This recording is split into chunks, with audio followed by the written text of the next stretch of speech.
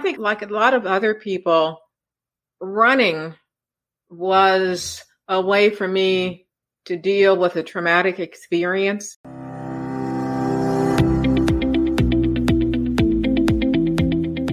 Welcome to Running is Cheaper Than Therapy podcast. I am your host, Dr. Ouida L. Brown. I inspire and promote movement. I explain how running adds to life from a mental wholeness aspect, how obstacles can be overcome in life to make it to your finish line. Welcome to Running is Cheaper Than Therapy, episode 77. Today I welcome runner, author, former educator, TJ Bryan to the show. TJ, a fellow Leo, was born August 21st, 1945. She is a member of a small group of women over 70 who run marathons. She is a rare African-American woman competing at this distance. After retiring from a 30-year career in higher education, she became a runner. She was 64 years old. It was 2009, and she decided to take on this demanding sport. She was surprised at how good she was. She not only took on the sport, she is dominating it. From 2009 to 2019, TJ has completed 53 races. Regularly, she wins age group awards, irrespective of the distance: 5Ks, 10Ks, 15Ks, half marathons. Of all her marathons, 10 marathons, 8 of those she ran fast enough to qualify for Boston, which is not an easy feat, no matter what your age is. For those who don't know, Boston is a prestigious 26.2 mile race that you have to qualify for. And also, even if you qualify, you still may not make it to Boston. Initially, TJ planned to run in Boston only once, but changed her mind and registered 5 times. She ran it 3 times. Injuries prevented her from competing in 2013, which is the year of the Boston bombing, and 2021. She still has aspirations of qualifying for Boston. She has an upcoming marathon this year. She returns following an injury. She's the author of 2 books, and one is in the works. Saving Myself, a running memoir, which captures her running journey. Black Girl in Red and White and Blue America. Prior to retiring, TJ served as a professor, academic administrator, and university chancellor. She has bachelor's, master's, and a PhD in English language and literature. Please welcome TJ Bryan to the show. Well, thanks for joining me today. I'm happy to be here. Looking forward to our conversation. I appreciate you taking time out of your busy day to talk with me. My pleasure. First, I want to start with, what made you start running at age 64? In a way, it's sort of a long story, but it's a short story. I think, like a lot of other people, running was a way for me to deal with a traumatic experience. I had been chancellor of a university in North Carolina. Before that time, I'd been working in Pennsylvania. I'm from Maryland. And I lost my job in North Carolina. I returned to Maryland. This was a devastating time for me because I'd been in higher education for about 30 years and I'd always been successful, always moving up to a better or higher position. That I'd been successful. And so I was more than traumatized to find myself for the first time since I was 18 years old without a job and in a place that I'd left years ago. I didn't really know that many people anymore. I mean, I knew people, but I hadn't seen them regularly over a period of years. And so I read an article in the Baltimore Sun papers, and the article mentioned a half marathon training program. And impulsively, I decided that I was going to participate in this program. Now, mind you, I couldn't even run from my house down to the street, but I decided I was going Okay. to run a half marathon, and I didn't even know how far half marathon was. So I decided I was going to do this. As I said, it was impulsive. And it was not as though I had any indication that I had any athletic ability. So I wasn't like reaching for some goal that I'd put off. I mean, I had no reason to think I'd be able to do this, but I impulsively signed up for this program and went to meet the group. Was it an online It was program? a face-to-face program. The program was going to occur the first day. It was going to meet at, the people were going to meet at a college in the Baltimore suburbs. So I went there. When I got there, the group wasn't there. I'd gotten lost on campus. The group wasn't there. And so a lady who was there told me, she said, oh, they didn't have access to the track tonight. So they decided they were going to run 6 miles around the campus. So you had no training and the first run was 6 miles? Yeah, because the assumption was, I think it was a proper assumption, that anybody who signed up for this program would be able to run at least probably half the distance, maybe 6.5 miles or something. But that's what they had done. And of course, I couldn't even run around the track. And so, I mean, knowing what they were doing and knowing that I was capable of doing nothing similar to this, I decided that I would come back because it didn't cost me anything to run or to go to the program the first day, because the first day you came, this was a free experience. So you could sort of test the waters. So I decided that I would come back again, even though I had no reason that I thought I would be successful at this. But I thought, well, at least I'll meet some people, right? Came back, and that's when I really learned that I couldn't run, because it took me almost a month to be able to run completely around the track. That's 400 meters. And mind you, I had like maybe 2.5 months left in the program when I started, and I'd have to be able to run 13.1 miles. So, but I still persisted, and I signed up for this half marathon because I thought, okay, well, it's a good cause. It was for the University of Maryland Greenenbaum Cancer Center. And I was a breast cancer survivor. I graduated from the University of Maryland at College Park, so there was some connection. So I thought, well, I'll raise money. I'll do this.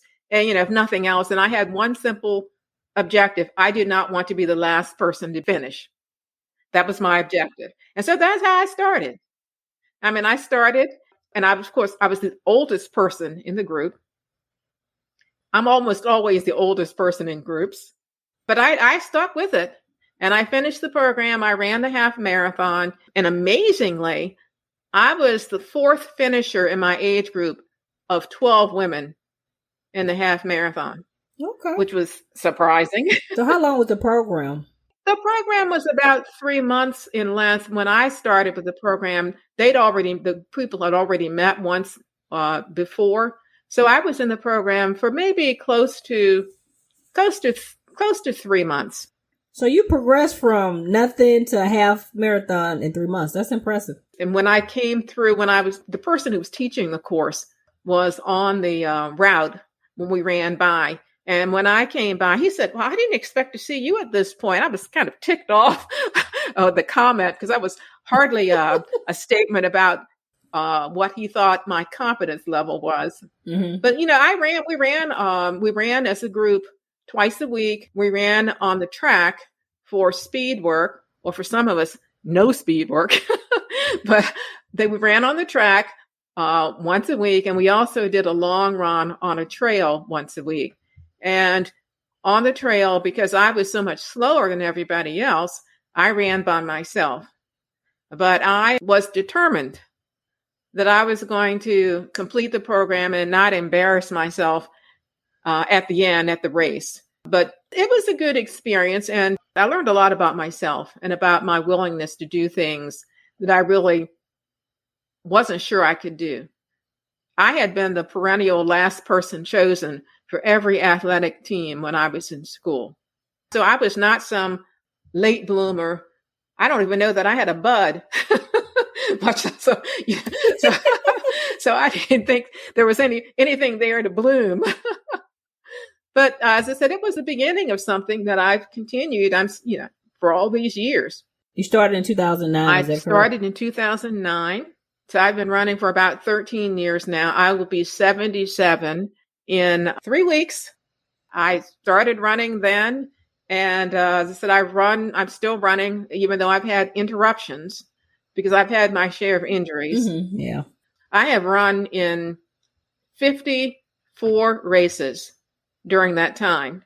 What's the breakdown of the 54 races? 10 marathons, 1 20-miler, 15 half marathons, including that first one.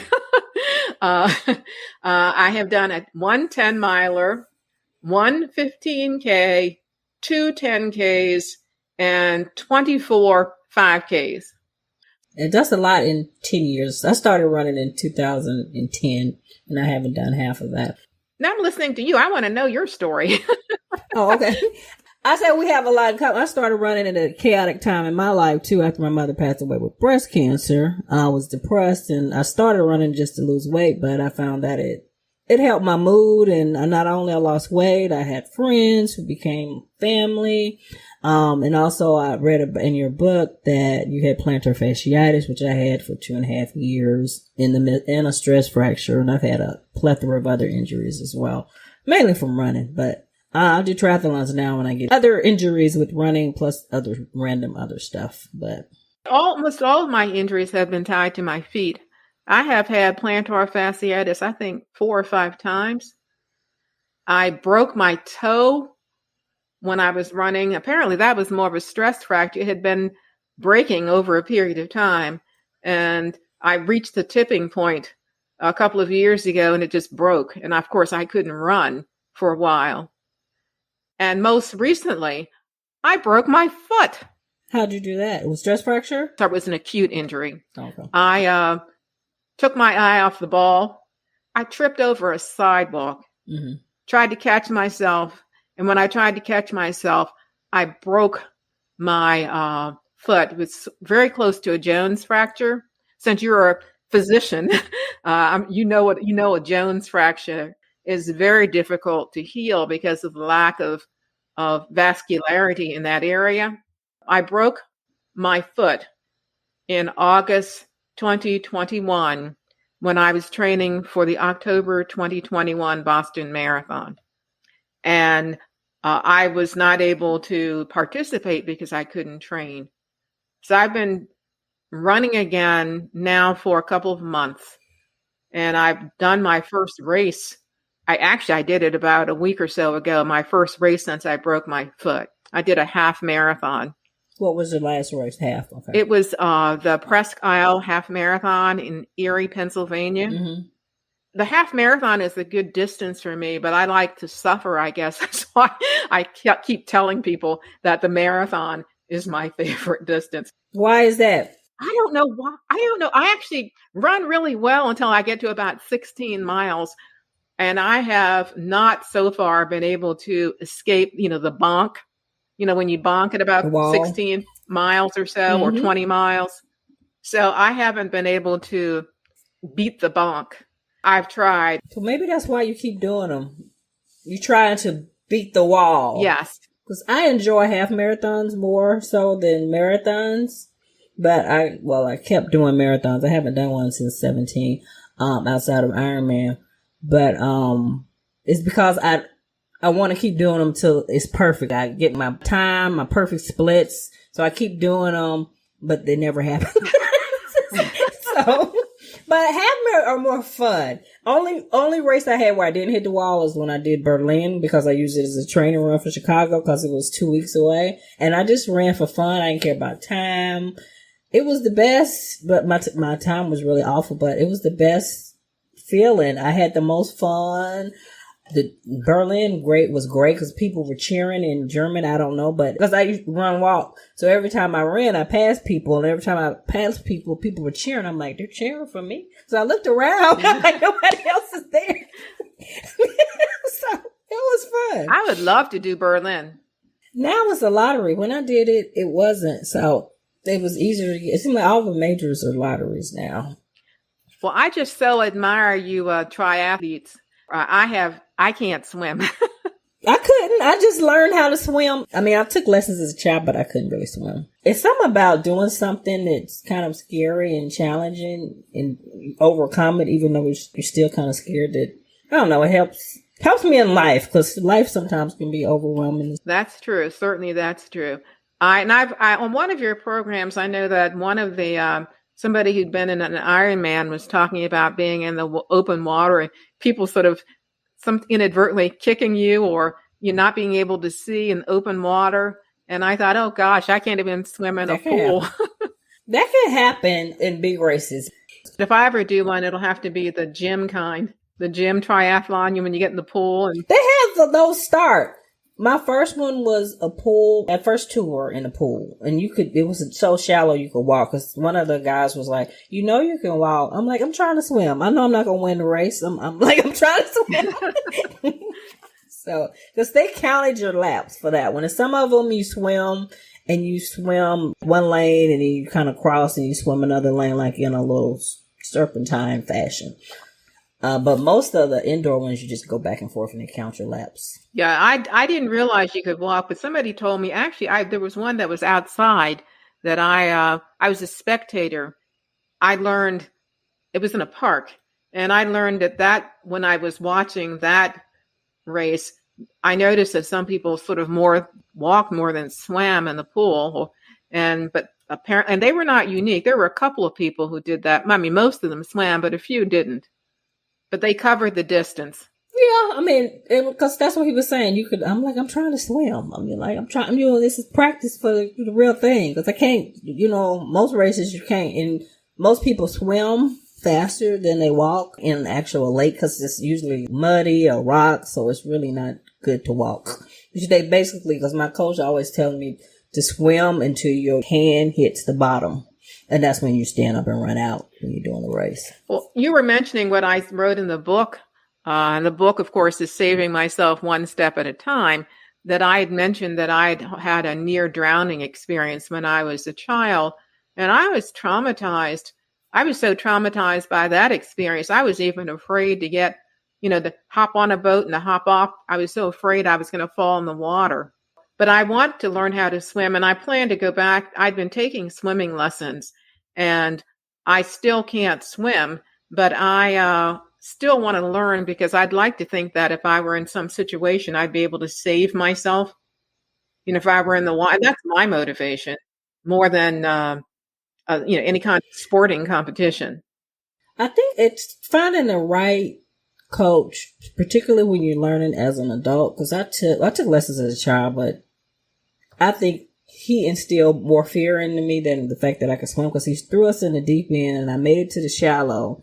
So I could swim, evidently, because I made it to the shallow, but I hated it, and I never swam until I lived in Philly, and I took some lessons at the Y, but I really couldn't swim. I used to hold onto the wall and to the rope, and it wasn't until I had a triathlete coach and he taught me it's this total immersion method. You do a whole bunch of drills to kind of get you used to the water, till I overcame my fear of water and I could actually swim. So I think it depends on the right coach to kind of get you over your fear. Because when you're a child and you learn to swim, most of them, you don't really fear water because you don't really know enough to fear it when you learn at a young age.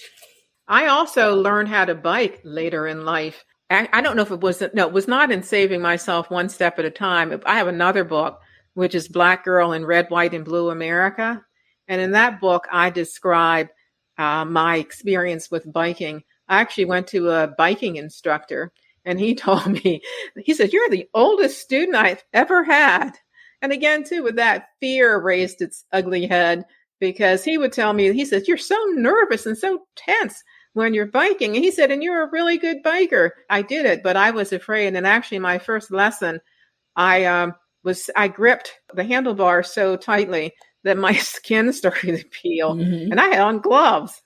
Wow. And it tenses your shoulder and your back as well. Yes. So you could do a duathlon. That was my first multi-sport race, the bike run races. Like a duathlon? Is that what they call those? Duathlon. That was my first race before I really learned how to swim, just to get me used to, because I told before I did my first race, I can run and I can bike and I just need to learn how to swim. But when you do them together, it's a whole different feel doing 2 or 3 sports together. I may never know. But I mean, if you want to try it, you should try do a duathlon. I have a friend who did that. Then she did a triathlon. She learned to swim, and because that was her goal, her long-term goal was to do a triathlon. And she did it, and she learned to swim so that she could achieve that goal. And she did achieve it. I have a friend. She did her first Ironman. I think she was 62. She could swim, but she's she could swim because she was a swim instructor, and she actually had a lot in common with you. She taught aerobics. I was in your book. I know you said you weren't athletic, but you did aerobics before, because she teaches fitness classes and she teaches swimming, and she decided to do an Ironman after she retired. I love doing aerobics. I mean, that was such a high, and I expected something like that when I became a runner. I have to admit, I felt really good when I run, but I have not felt anything like an aerobics high. Really? See, I used to do aerobics all the time, and runner's high, which I don't get every time, but when it's perfect conditions, our perfect race, it's nothing like that feeling. Well, I just feel really good sometimes when I'm running, but it's not, pardon I hope you won't be shocked by my language. It's not orgasmic. I don't think running is, but the high of it, it's different, because I swim and I bike. There's nothing like the runner's high, but I don't get it all the time. But there's nothing like the runner's high compared to other athletic endeavors, I think. If you say so. But see, I don't run. Maybe I'm not as competitive, because I was listening to your book and all of your accolades and how competitive you are. I don't know. When I first started running, I used to beat myself up because I didn't get a PR I wanted a PR every race. I wanted to improve. If I did a race multiple times, I wanted to be better. And then I got injured so much. I'm just happy to be running. And I'm to that point now because I've had so many injuries and I've had 3 knee surgeries. So it's like, I'm to the point now, and I just had surgery in April. So, and I can't start running real technically till August, which is next week. So whenever I get back to running, I'll be happy to run, but I want to race again. But triathlon, I have to run to do the race, unless they have aqua bikes too, where you can bike and just swim. But I like to run, but I'm slow compared to you. I'm slow. Even at my fastest, I'm slow. Well, and one thing I've learned is not to compare myself with other people, because I'm so old. If I compare myself, I'm definitely going to be not happy. And I am competitive to the max. Not only about running, but it's sort of part of my personality in general. But I can tell. I think that's the Leo thing. What?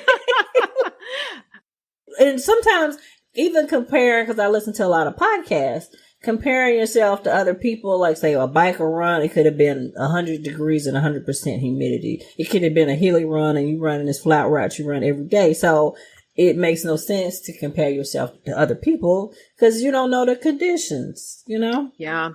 Or you could have been your 6th day of running, or you just ran a marathon the week before.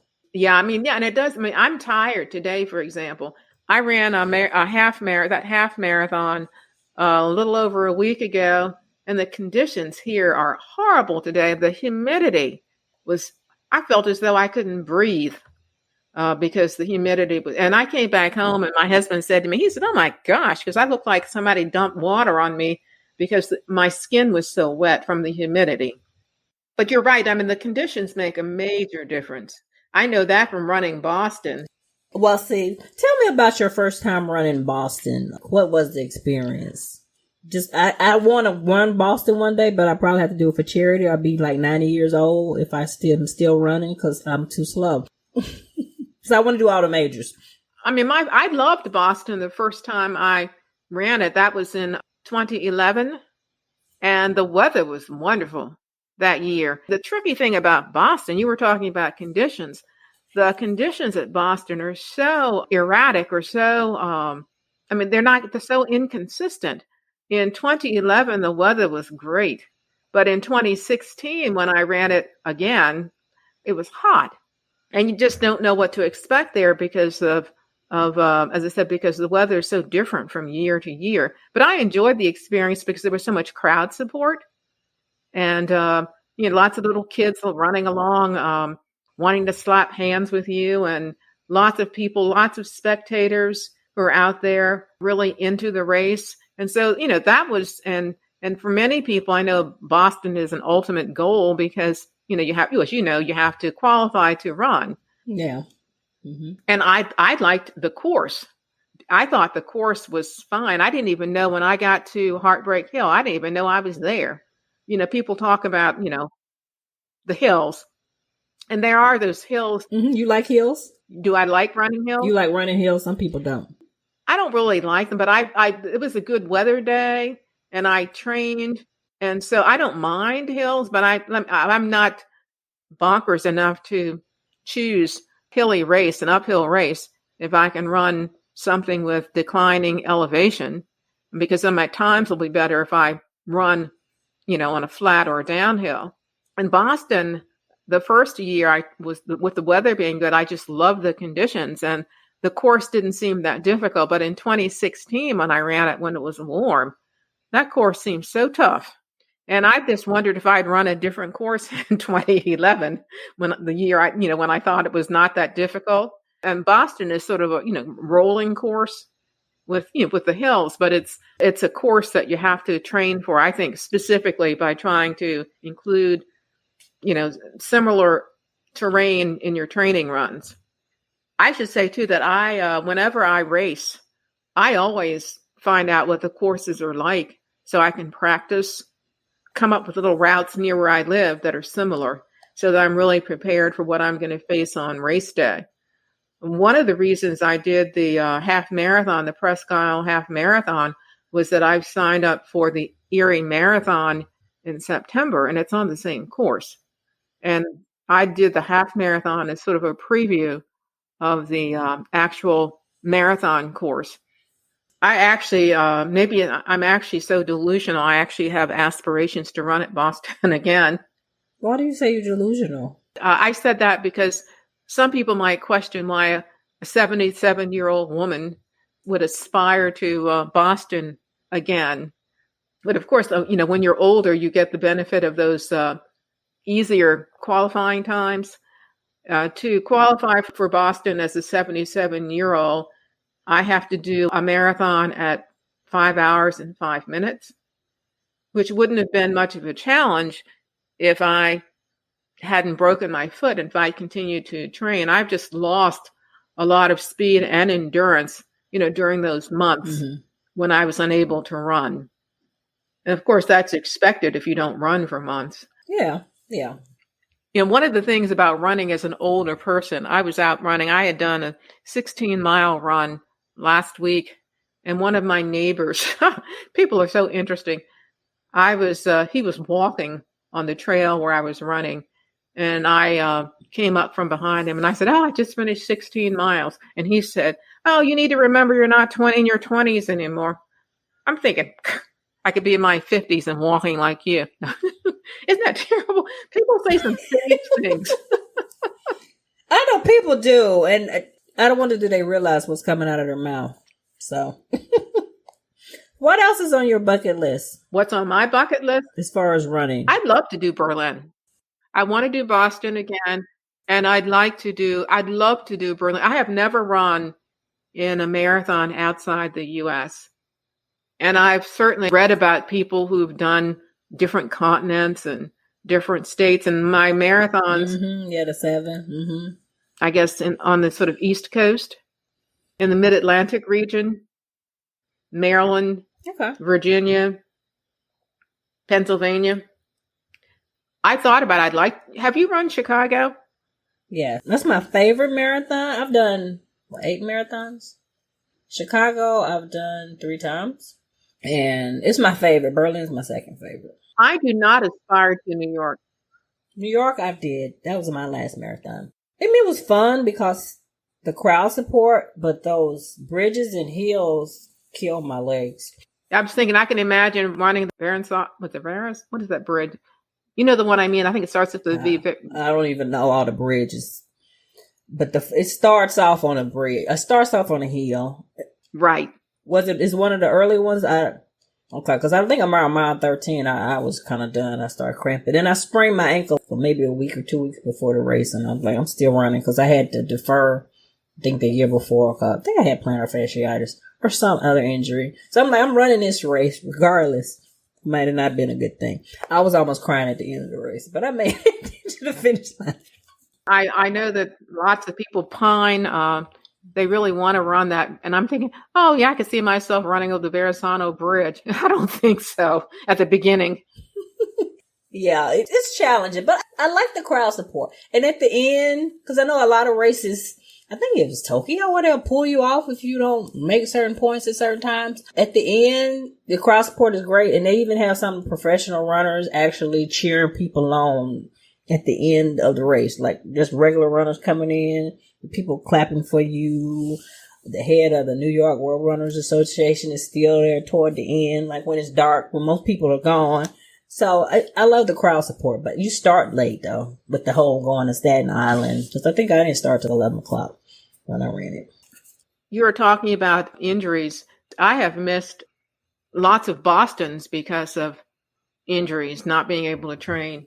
I didn't run in 2013 because I had plantar fasciitis and couldn't train. And that was the year of the bombings. Mm-hmm. And I think in the book, I mentioned that my sisters claimed that our mother was watching us from heaven because she intervened to make sure I couldn't run in that race because my sisters had come to Boston in 2011 when I ran. And I would have been coming in around the time the bombs went off. Bombs went off. And I thought my sister, one of them, she had stood in 2011 in that area waiting for me to come in. And I thought if something had happened to one of them, because they were there because of me, I would never have been able to live with myself. Mm-hmm. So maybe fate or intervened, and that's why I couldn't go. Maybe. Sometimes things happen for a reason. You mentioned in your book a lot your mom, especially during stressful times, talking to her, or you having dreams about her. Yes. My mother was the person who had the most impact on me during my life. Not so much by what she said, but what she did. She was a strong woman, and I told myself if she could keep on keeping on, given what she had to deal with, I certainly can keep on keeping on, and I can keep on doing because I did not have to I faced a lot of gender and racial bias, but at least I had some opportunities that she never had. And it's her example that keeps me continuing when I face hard times. Mm-hmm. And I think that's not unusual for parents to have such an impact on their children's lives and on the lives of others. Yeah, something else we have in common. When I'm stressed out, my mother died in 2008, right when I finished grad school. And it was really sad because I've been broke because I was in school forever. So I was like, I finally have a job because I was supposed to start my job 3 months. She passed in October and I was supposed to start my job in September, but I delayed it. I was like, pamper her because she took care of me my whole life and she passed away. And it's when I have stress right now, I feel like I just like want to call her. Even when I'm stressed out, I have a dream and she'll be in the dream. It's basically to calm me down because sometimes I let life kind of overwhelm me. And at the end of the day, it's not that serious. And one of the reasons why I'm so active is my mother was an excellent scholar. She was excellent in everything she did, but she had a lot of health challenges. I used to make a joke, not a joke, but I used to say she had a walking pharmacy because she was on so many medications. And I was like, I don't want that to be me. So I'm extreme as far as running or just being active because I don't want to be sick. I don't want to have high blood pressure and diabetes and chronic illnesses that are sometimes related to health, and diet and choices that we can make, some preventative things that we can do. One thing people have said to me, I think sometimes I get the feeling that people think that older women don't look like me. You don't look your age. What I try to suggest to people make choices. And I don't think they do it consciously, but you're talking about what they eat, what they do. And I've said to people, I see myself as an example of, I don't think I'm unusual. I think that any older woman older women don't have to look matronly. I could easily sit around and I could easily be inactive. I could consume food that's not that good for me, but I made a decision I wasn't going to do those things. And I don't know that it's a decision I would have made had I not found myself in the situation in which I found myself in my early 60s. I'd always envisioned that I would be working until I was 70. And to find myself not working when I was 62 was quite a jolt. I never ran or did anything because I didn't have time. I was always in a demanding position. And so I didn't have time. And had I been running, had I held those positions, I might have been judged harshly by people who might have thought I should not be doing what I was doing, running. But I guess in some ways I sort of spun my experience into something that's positive in a sense, in that it's propelled me to engage in activities that I would not have engaged in otherwise. In season 5, we will continue the segment Ask the Doc.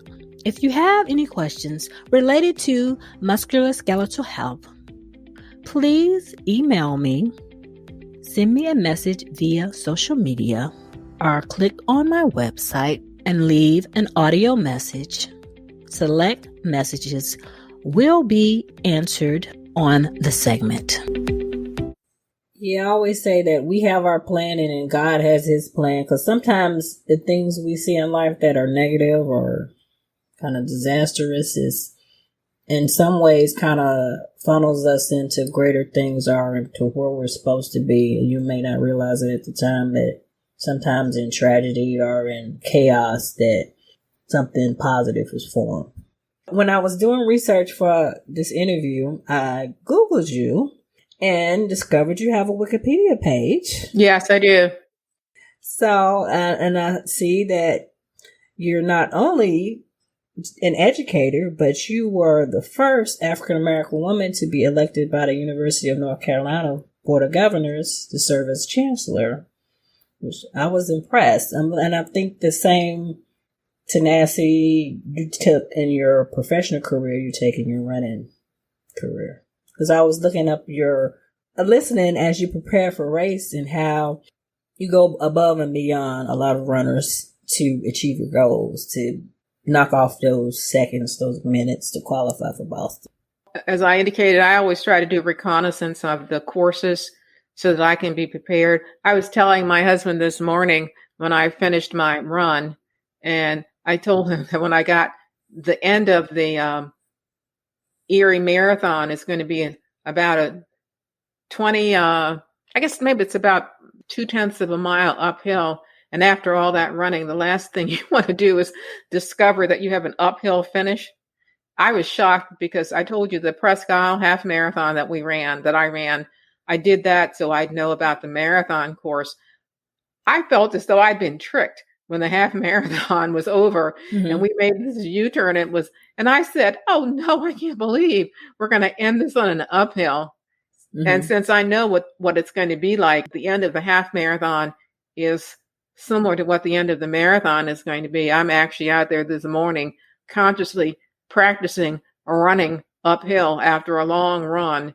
And I'm running about the same distance so that I'm ready for that finish line. So I think you're right. I think there are similarities. I always try to be prepared for things in life, and running and being prepared for races is consistent with what I've done much of my life. So I think there's consistency across different aspects of my life. What are your greatest challenges in regards to running? What would you say? In regard to running, one of the things I learned recently was the importance of running at conversational pace. When I ran in the past, I had sort of like one speed. But what I've learned recently is that running slowly helps you to run fast, because a number of studies indicate that slow running produces more capillaries, more blood vessels that carry the blood that you need in order to run. And you produce these vessels when you're running slowly. I've also learned that slow running has helped me. At one point when I was running, I would be running and I'd just stop. And then because I thought, I can't keep up this pace. I can't keep up this pace. Mm-hmm. I've learned that when that happens, you're running too fast or faster than you should be. And so slow running has taught me that I sort of control when I feel the need to stop. And I know that if I can walk, I can run. I learned that when I was doing I belonged to this running group that did a lot of half marathon training. And one of the coaches would always say that if you can walk, he said you can jog, which is similar to slow running. And so I've learned that I actually have control. I have no longer will stop when I'm running. When I feel what I do is I slow down instead. And if I slow down, then I don't feel tempted to stop. And that's given me a lot more control than I had in the past. What keeps you running after all these years? And what motivates you to keep I going? need to run. Running is the key to my sanity, such that I have. But running makes me feel good. It makes me feel so good. It's a way when I run, and I run a lot alone. And so when I run, I reflect. It's my time to sort of meditate, even though I'm moving. But I run because I have to run. I don't think I would feel nearly as good about life if I did not run. And I always run outside, and being outdoors is key to me. In the book, I mentioned how I have sort of dealt with some of my lifelong issues because I'm out so much. People think it's funny because I would say that if you want to terrorize me, lock me in a room with a canary. So I was so afraid of birds. And I'm not afraid of birds anymore because I see them all the time. I just love being outdoors. And I was considered myself an indoor person. And now I just can't imagine a life without being outdoors. I don't run on a treadmill, and I'm not dissing people who use treadmills, but I cannot run on a treadmill. I really need to be outdoors moving. It might be cold, it might be icy or whatever. I'm not going to injure myself, but I need to be outdoors, and I associate being outdoors with running. I agree. I hate treadmills. I hate treadmills too. I think the most I can do on a treadmill is 3 miles. I won't even walk on a treadmill. I'm in rehab right now, so I can't even run. So I do some of the little smaller things on it. And in Chicago, weather is crazy. Even though I've run in a blizzard, I run in some weird conditions because I didn't want to get on the treadmill. I think when I was living in Philly, it was after a flood. And as soon as the water receded, I was out there running, but it still was a lot of debris on the ground. It was a news crew out there, and they interviewed me. And you were out there running? Why are you out here running? Why running? Hey. So you mentioned in your book some of the challenges with being a female and a black female, and some of your running, seeing a Confederate flag, and running with pepper spray or with a gun, and some of the challenges that other people may not have to think about running. Especially, I travel a lot and I run, and I always try to run on busy roads. I'm worried less about a car than some random person getting me in the woods and I ski a lot. So, and I run when I ski, and it's weird. One time I was running on a busy road, one of the highways, and this woman at a grocery store saying, "You're the girl that was running on the highway." I'm like, "Yeah, that was me." It was weird. She just saw me in the grocery and knew it was me at a grocery store at a ski resort, because there are not that many African American people, particularly running in the town we were in.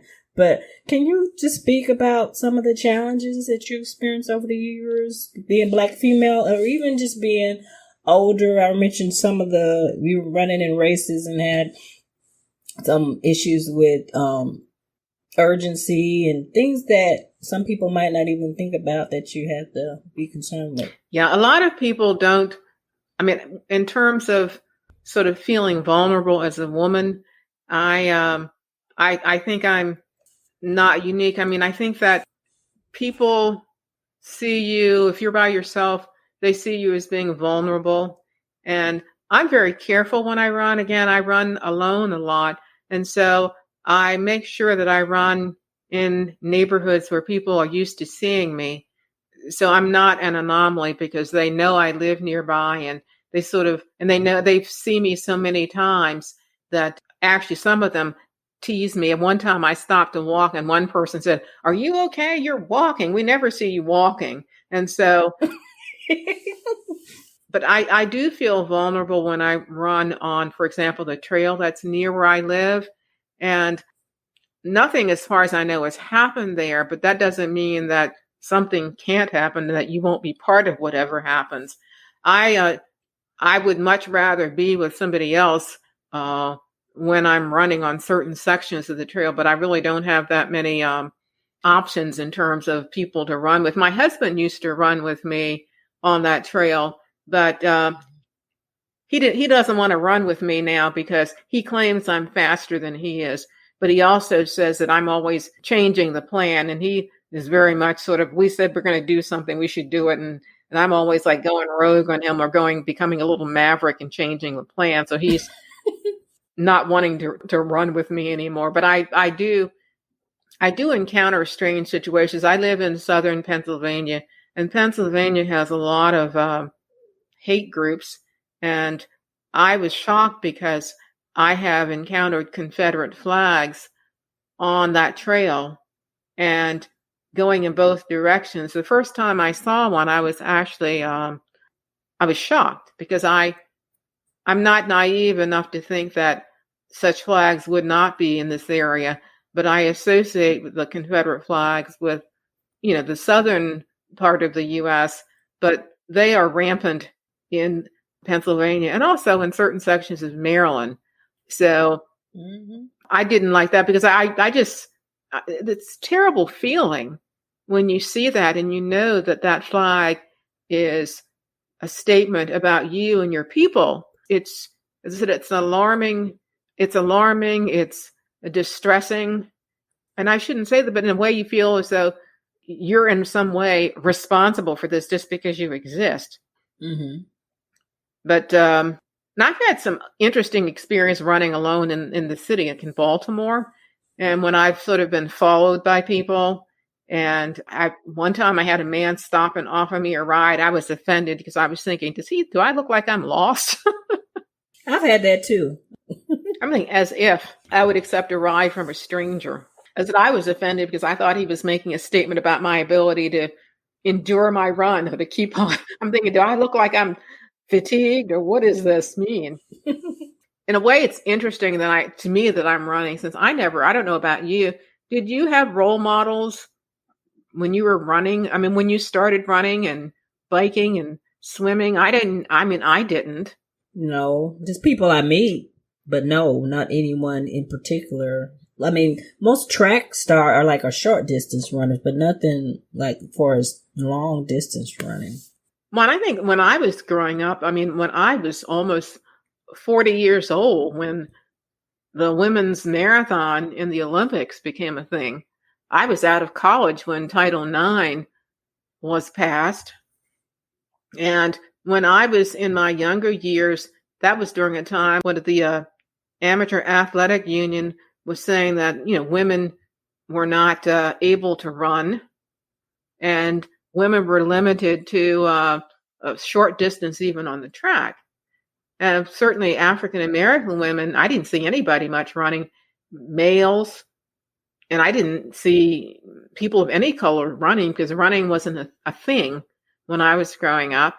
And the African American runners that at least that I knew about, were typically sprinters, like with the Tennessee Tiger Bells. And I would read about them, but I certainly never saw a track meet. I mean, running was just simply not something that people did. Certainly running was not something that we did in school.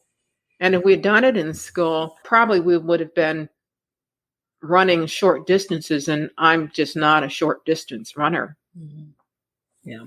I mean, I'm much more attuned to longer distances, like the half marathon, again, is the ideal distance for lots of people because you train for it and you demonstrate endurance and speed, but you're not really done in by the end of the race. I mean, when I finish a half marathon, I don't even feel tired. I cannot make that statement about a marathon. When I finish a marathon, usually I feel like, oh gosh, I can't do one more thing. I'm so tired. But yeah, when I was in high school, I tried to be. I was on the track team, but I was too slow. So I really was not a sprinter.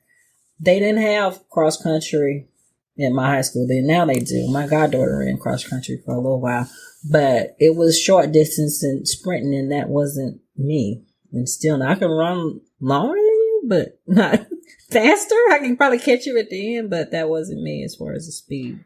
And African Americans, of both males and females, have been typecast as sprinters. Mm-hmm. I've learned so much because I am part of the National Black Marathoners Association, and that group does so much to unearth and to publicize the history of African Americans in running. I'd never heard of Ted Corbett, the father of distance running in the U.S. I will say I did meet Marilyn Blevins, who is the first African American woman to run the Boston Marathon in a time that was below 3 minutes. And I talked with her about her experiences. I belonged to this running group, and she used to run with that group. And I talked with her after one of the runs about her experiences as a marathon runner. And she, was an anomaly. And she talked about how, she was called the N-word sometimes when she was racing. Guess because, she wasn't supposed to be, I guess, in that context. She was one of very few. And even today, I talked with the founder or co-founder of the National Black Marathoners Association.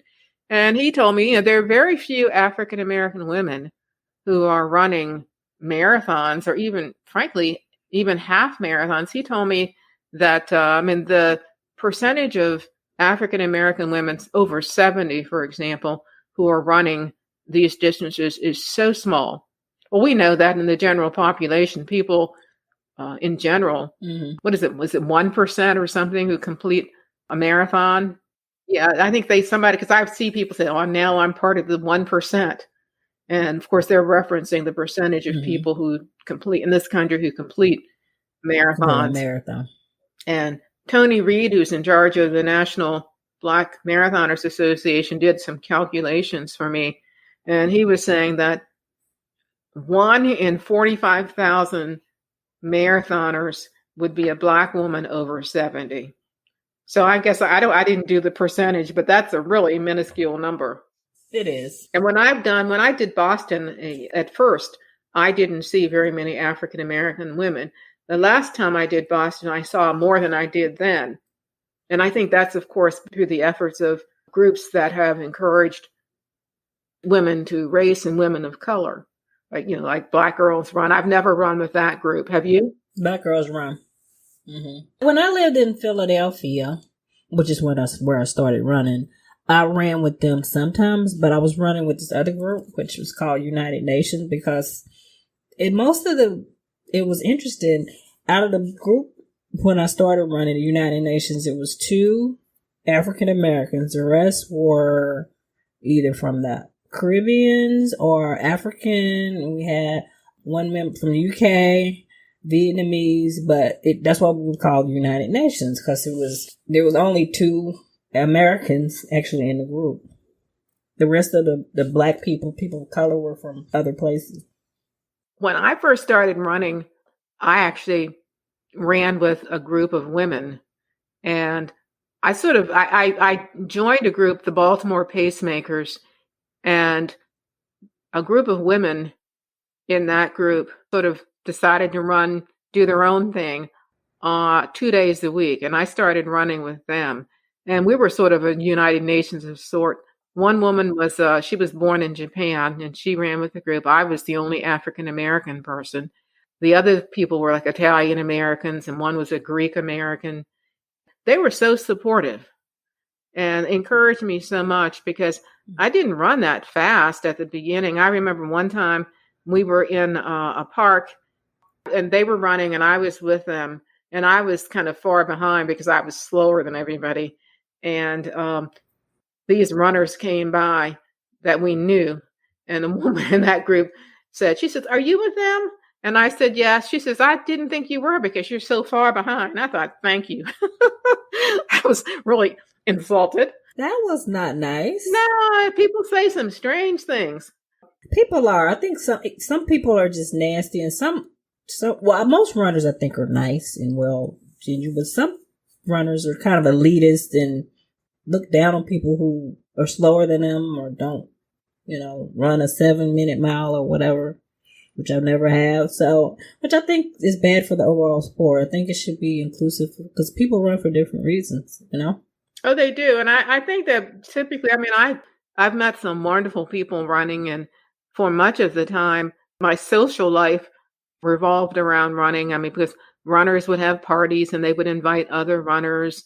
And when I ran with the pacemakers, after the Saturday runs, we would all get together and have breakfast at a restaurant, usually at a restaurant or someplace from where the run launched. And that was very nice. And I really felt that I was part of a supportive community. And that was a very diverse group. Women were in the minority, but the coordinator was an African American, but most of the people in the group were not. And I think that probably reflects the interest in running, that it just more than anything else. Some people just weren't that interested in running at that time. They may not be that interested now. I think that's why it's so good that these groups like, Latinas running and Black men running and Black girls running and all these other groups are out there to engender interest among people who might not have been interested in the sport otherwise. That's true. When I first moved to Chicago, I started running. I met a person that lived in Chicago when I was in Berlin, and she invited me to run with the group. But she was running with all guys. It was a group called Men Run These Streets. And I used to show up, but they were running like 7-8 minute pace. So it's like, boom, I was running by myself mainly. It was one guy who was a little bit slower, but I stopped going because I felt I was running by myself. And then I used to tire myself out because I tried to keep up for a little while and they were just warming up. That's the only reason I kept up with them. But now it's like more inclusive. They have this Black Chicago run, so they have people from all paces and they wait till the last person comes in. So it's real supportive.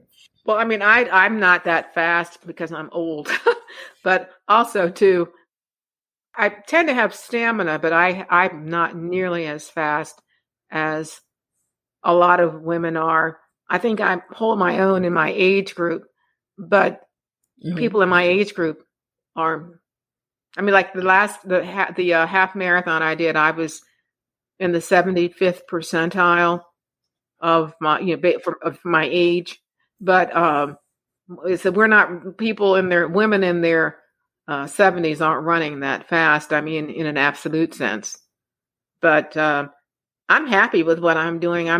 I'm just happy I'm able to run, and I want to be able to run regardless of my speed into the years. I mean, and if I had to identify, I guess, sort of a fitness aspirations, it would be that I would be able to continue on, that I would not be injured as I have been, injuries that have slowed me down and have prevented me from doing some races. And I would like to encourage other women of my age to engage in fitness activities. They don't have to run, but they can walk. They can do seated aerobics. They can go to the pool. They can do lots of things to be fit. They don't have to run. And I'm not suggesting through my example that I see this as something that other people would do necessarily who are my age. But there are things, and one of my sisters who's 70, experienced some health issues recently, and that, determined by lifestyle. And now she works out every day. And that's something she's never done, because she's finally understood the connection between what she does and what she eats to quality of life. And that's what it's all about. Mm-hmm. I'd like to continue to write in some way about running. As I said, in saving myself one step at a time, I talked about my running experiences. I talked about some of the challenges I've faced as a woman in terms of, I've had lots of issues recently that are related to a topic that women don't talk about. And those like pelvic floor issues. Mm-hmm. I've had problems because, the pelvic area has to support all those parts when you're running. And when our runners, and and my pelvic floor was too tight, too taut. So I've had to go to physical therapy, seeing a pelvic therapist, so that I complete activities that sort of loosen that area. Because again, I was having a lot of problems in terms of pain, and because of the tightness there. And a lot of women don't realize that this is the problem. And if they have problems tied to pelvic floor, lots of times people think it's because they've had children, but actually they don't realize that you can have pelvic floor issues because you're a runner, because all that bouncing up and down, all those organs you have to support. And then you end up with conditions that sort of work against running well. You end up with pain. I remember one time I couldn't even get up out of bed because I couldn't sit up because of issues. But I did go to therapy, and those problems have been addressed for the time being. I hope into perpetuity. Therapists that are focused in that area, because before you couldn't find a lot of therapists who specialize in that. You're right. You couldn't find therapists. Mm-hmm. Yeah, you couldn't. And are some people you didn't realize that was an issue. You just knew you were hurting, so you didn't realize, you probably didn't equate it to something's going on in your pelvis. Well, I also had to deal with pubis osteitis, I think that's how you pronounce it, which is an inflammation of the pubic symphysis. And that's an overuse injury. Mm-hmm. And that also had a negative impact on my running. But again, this is something I think that people, especially women runners, don't know can be an issue. But I've tried to educate myself. I do a lot of reading about running, and I go to physicians and seek assistance, or to a physical therapist and seek assistance. I've been lucky in that I've found good people to help me. That's always good, because one of my friends, she's also a runner turned triathlete, and she skis or boards as well. She said it takes a village. It takes a team of people, because with just things going on and your body being out of balance, and one small thing can kind of rock the boat. It takes a lot of different people and a lot of different specialties to get you in the right state so you can continue doing what you love to do. Part of my podcast is to feature guests who've overcome obstacles to make it to their finish line. You mentioned some of the obstacles that you've had to overcome. Can you go into more detail about any obstacle related to running? It could be related to your career or just life in general. In terms of running, certainly a major obstacle for me has been my age, has been my so there are times that I have confidence issues. I'm thinking, I don't know that I can do that. This morning, I was so tired and I thought, I don't even know that I want to go out here and do this. But I'm very much into a schedule. But I said, well, I've got a running plan. And if there's any way that I can achieve what's on that plan, I'm going to go out and I'm going to do it. And I think this sort of attitude about doing what is required or what's recommended, I think transcends running. I have, in terms of, I think certainly one has to be determined, one has to be focused, and I think I am determined. You have to be disciplined. I don't depend on other people, for example, to run. I know a lot of people make appointments with others to meet up to run. I have done that in the past. I used to run. I used to have a regular running partner. We would drive to one another's houses and we would run together.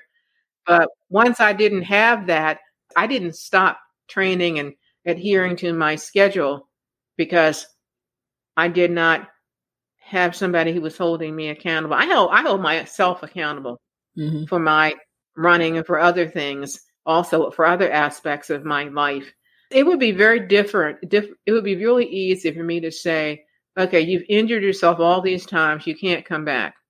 But I believe I can. My husband showed me this quotation from Rafael Nadal, the tennis player, and in which he says that, he's sort of reached his peak. He knows that.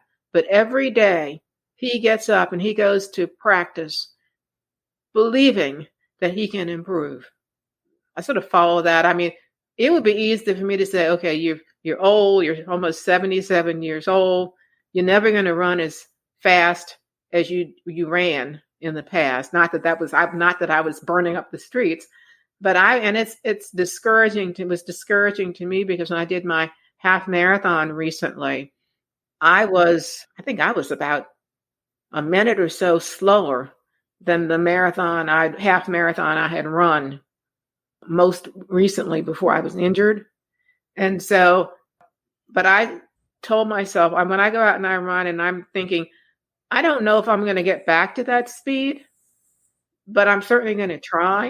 And I'm not going to, I believe that I can do something. Every day I go out there, I think that I can do something to improve. And so that's the attitude. Because if I didn't believe that, I would just cave and not go out there and do what I do. I mean, I wouldn't be running 18 miles in the next couple of days if I didn't think that my endurance would improve. And so I try not to limit myself. And one thing too that I've learned recently in running is the importance of the mind. I know that everybody talks about Eliud Kipchoge and his mind and how he does things. And I go out there and I tell myself now more than ever that running is a mental game. You have to prepare. You can't just go out there and magically do things you haven't prepared for. I've understood much more than I did in the past about the importance of the mind in running. And I try not to let my mind limit me.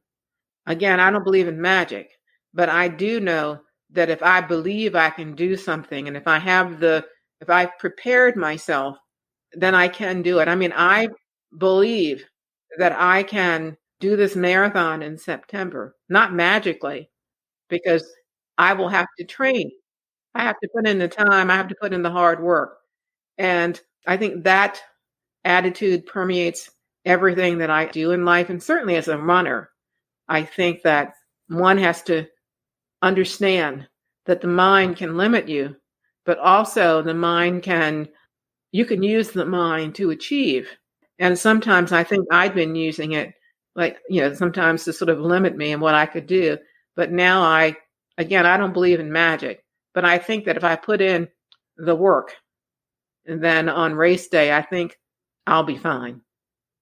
Also, too, I told myself, if I go out there and I don't qualify for Boston in my next marathon, I'm not going to beat myself up. Please don't. I just won't. I mean, if I've prepared properly, I should be okay. And if I don't qualify, maybe I'll qualify when I'm 80.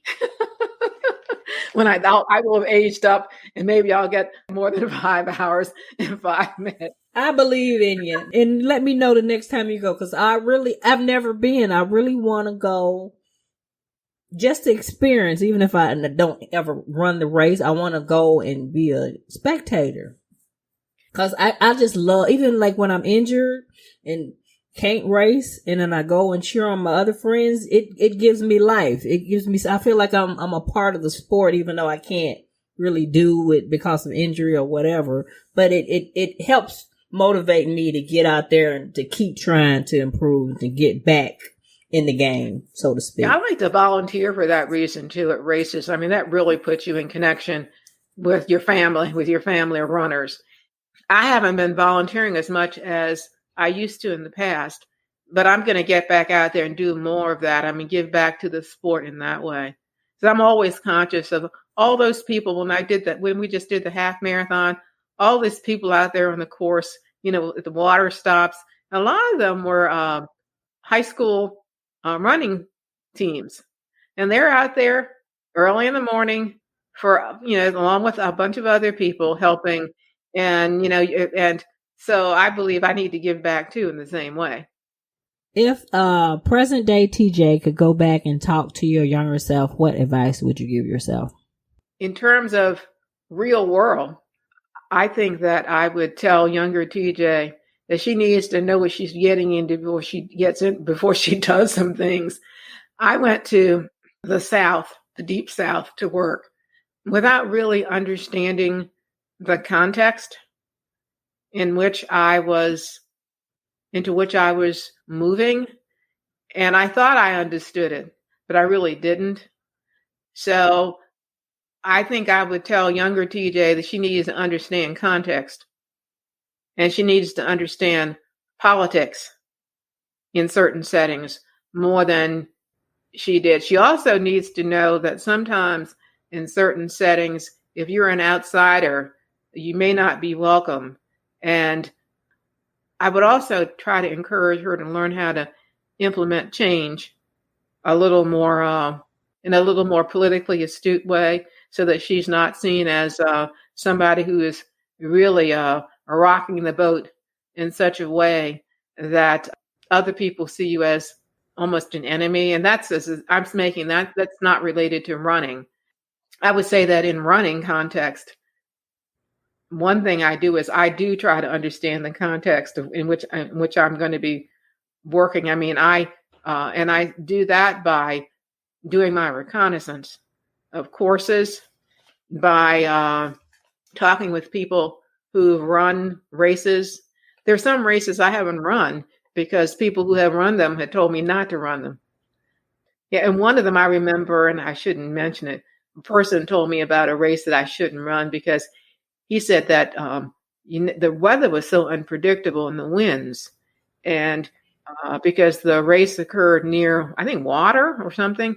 And he told me, and he was a really good runner, but he told me not to. He said, don't. He said he's never had a good run there because the winds and the weather. And I was thinking about doing that marathon, and I didn't do it because he advised. Now, runners can do you in other ways. They don't mean to, but they will tell you things. Oh, that course is pancake flat. And you run the course, and that course isn't pancake flat.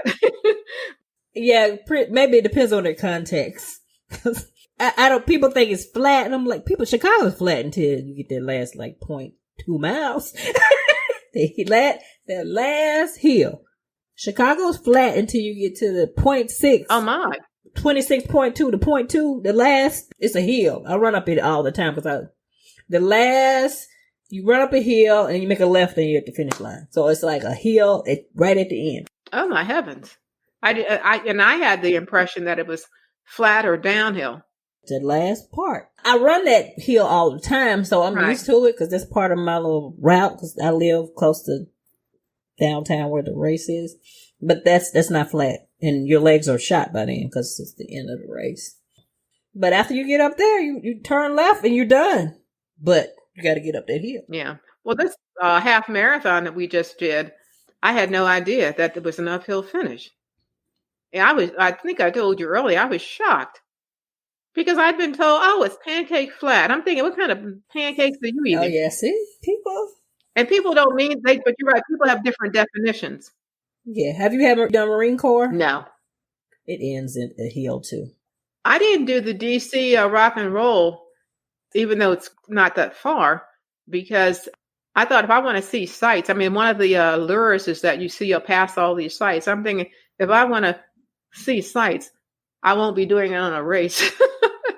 You know what I mean? I mean, if I want to see, I mean, a race is not the context. And when I run, I don't know about you, I never notice what's around. I don't notice the scenery or whatever. My husband told me we ran over a bridge, and I'm thinking, which bridge? What is he talking? I'm thinking, what is he talking about? I mean, I just don't see it. You have tunnel vision. See, I see stuff. It depends on the race, and it depends, especially if I'm hurting. Like when my first marathon was in DC. I'll never forget it. I'll never forget that race.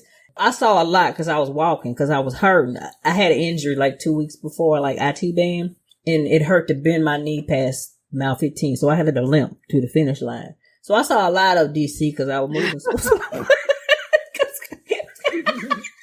That was my worst marathon. My first marathon was my worst marathon, even though I had some bad ones. But yeah, it was called something else at that time when I did it. 2010. I never forget that race. And then my condo burned down the next day. I'll never forget that. It was not a great time in my life. But I did. I was a marathoner, so I was happy. But any last minute words of advice for my listeners about running or life or anything? No, I would say this, and I would actually give advice to people who are just starting out. I remember one time when this woman wanted to run with me, and she was not a runner.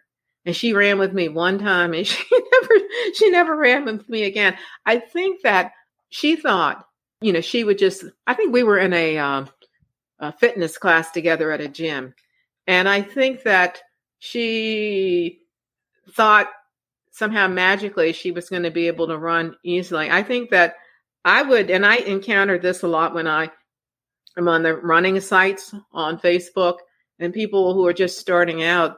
They talk about how they can't breathe and they sort of beat up on themselves. And I would simply say that when you begin to run, regardless of your age, be patient. Running is tough, especially the breathing for everybody when you get started because you have to build up. I would say to be patient and be kind to yourself. Also understand, and this is a global statement, that you need to walk before you run. And that I would say too, if you decide you're going to run, find a plan. If you haven't run before, maybe there are lots of couch to 5K plans out there, and things will come. You'll be able to run once you put in the time. And I would say too, while running with other people is great. If you can find somebody to run with, please, I think that's a good way to go. If you can't find anybody, know that you can run by yourself. And you have your watch with you. And so you can get information easily about how fast you're going. And speed is not necessarily that's the way we're taught, is that speed is paramount to everything else. But there's so much more associated with running than running fast. Again, there's that sense of well-being. That's the time. And also, too, I would say one of the things I've learned, too, about running is that it really helps me to think better. And so I would encourage people to think about running in that way as well. Yeah, it clears your mind. I'm stressed out about something. I go out and I'm thinking about something and it automatic. When I come back, I just say peace. I'm like, and I talk to God out there. I mean, it's just a great thing. Produces such satisfaction and such intellectual acuity after you've finished the run and during the run. When I write, I think about my plots and what I'm going to do when I'm running. And I will mention, I think I told you I have 2 books. Saving Myself One Step at a Time. Yes, tell me about your books. I have two, and I have another one I'm working on. There's running plays a big part in each. The Saving Myself One Step at a Time is a memoir, so it captures my experiences as a runner and some of the issues I've dealt with. People laugh when they talk about my too much information chapters sections, but people who are runners say, maybe some people think it's too much information, but they said we're runners, and so we know about some of the issues that you mentioned. And I shouldn't say like the trots, when you don't eat the right thing, other issues that you have to deal with that are sort of, as they say, real. I also have Black Girl in Red, White, and Blue America, which is a novel.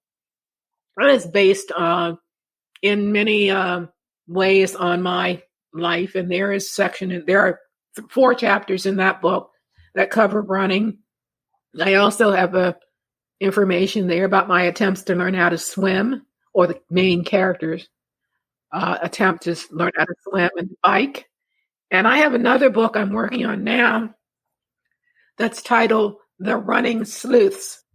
It's a mystery, and it begins with a runner, a lone female runner who is strangled. And so these 2 runners try to get at the reason she was killed and try to find the perpetrator. I've been reading lots of mysteries as I work on this book. And again, it's called The Running Sleuths. I mentioned to a cousin of mine what the title was, and she said, the name of the book is The Running Sloths? I said, no. That's what I was saying. I said, it's not The Running Sloths. Like, no. The Running Sleuths. So that should be it. That should be Saving Myself One Step at a Time came out in 2020.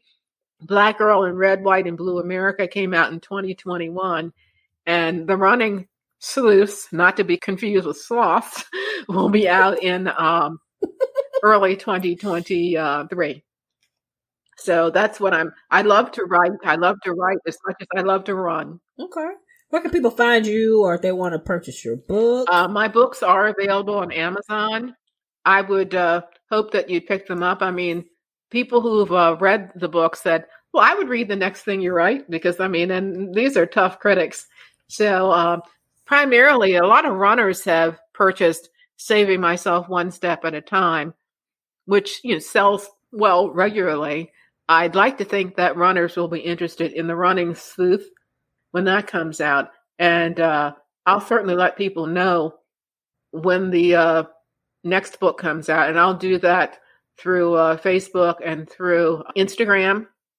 And so those who are listening, you can find me on Facebook and you can find me on Instagram. And look forward to letting you know about my future running adventures.